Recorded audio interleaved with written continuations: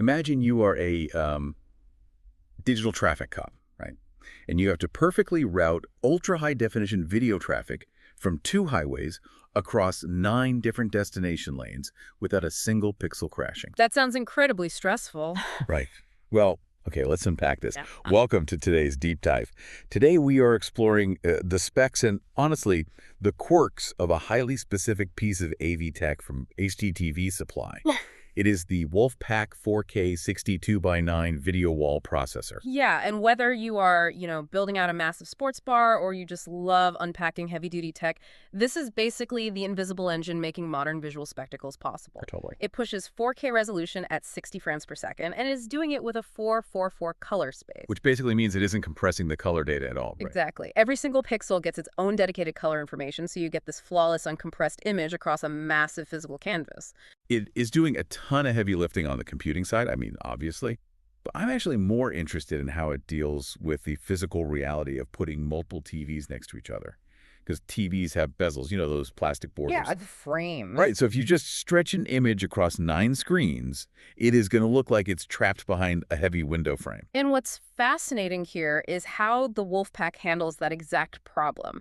It uses something called 2-mode bezel compensation. Okay, how does that work? So the processor calculates the specific width of those physical borders and actually hides the pixels that would fall behind the frame. Oh, I see. Yeah, it preserves the geometry of the image, so a football flying across the screens doesn't suddenly look warped or stretched out when it crosses the gap. That makes total sense. It also supports picture-in-picture. But the real standout feature is the 180-degree rotation support for installation. Installers will often mount the top row of TVs completely upside down. Wait, mounting them upside down, is that because the bottom edge of a consumer TV is usually where the speakers and heavy hardware live, making that bottom bezel thicker? That is the exact reason. So flipping the top row puts the razor-thin top edges right next to the bottom row's thin top edges right in the middle of the wall. You got it. You get the thinnest possible line through the center of your video wall. The processor simply flips the video signal 180 degrees for that top row to compensate, so the viewer never even notices. That is so clever. Well, here's where it gets really interesting. Looking at the fact that it can manage a 2:9 grid, I'm wondering about the absolute limits here. Okay. Like, if you use the RS-232 connection, like, that old school, ultra-reliable communication port on the back, could you theoretically daisy-chain a bunch of these processors together to build an endlessly massive screen? Right. Like taking over an entire stadium? Well, yes. The spec sheet actually highlights an RS-232 bypass feature designed specifically for cascading multiple units. No way. Yeah, you link them together and they sync up to act as one giant brain. And it manages the audio routing for those massive setups too.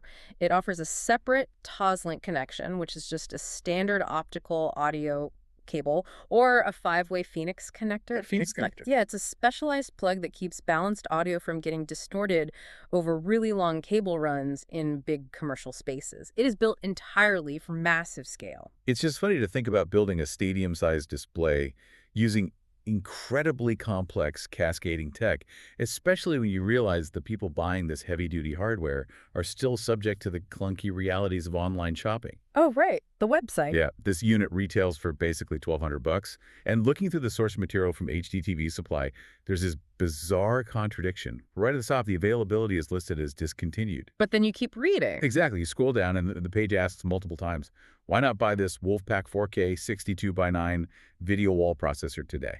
It is a confusing user experience, to put it mildly. It really grounds the whole thing. You've got this incredible engineering marvel, but there's a real customer review from someone named Doug W. who gave the product a high rating, but complained that choosing between card and credit card at checkout was confusing. Even high-end AV buyers get tripped up by simple website UI. True. Despite the complex engineering, someone still has to navigate a shopping cart. But, stepping back from the website quirks, the core value of the WolfPack is undeniable. Definitely. It's a heavy-duty solution empowering commercial spaces and extreme AV enthusiasts to command huge amounts of visual real estate with absolute precision. So what does this all mean? The seamless visual experiences you enjoy out in public are entirely shaped by invisible, incredibly complex middleman tech like this. Yeah, completely. It leaves you with a provocative question, though. As individual 8K screens get cheaper, larger, and much more widely available, will physical matrix hardware like this 2x9 processor remain essential for custom video walls? Or will software eventually evolve to handle all that routing and bezel compensation right inside the displays, eliminating the need for these heavy-duty middleman boxes altogether? Something to mull over next time you are staring at a massive, flawless video wall.